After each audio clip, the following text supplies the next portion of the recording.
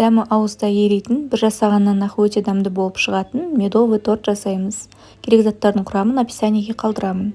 Ыдысымызға қант, май, балымызды салып, газдың үстіне қойып, орташа отта барлығы біркелкі болғанша жақсылап араластыратын боламыз. Біркелкі болғаннан кейін 1 шай қасық ас содамызды салып, 2 есе ұлғайғанша жай отта араластырамыз. Ас содамыз свежий болуы керек. Оттан алып 2-3 минут суытып, үстіне жұмыртқамызды кезекпе-кезек салып араластыратын боламыз.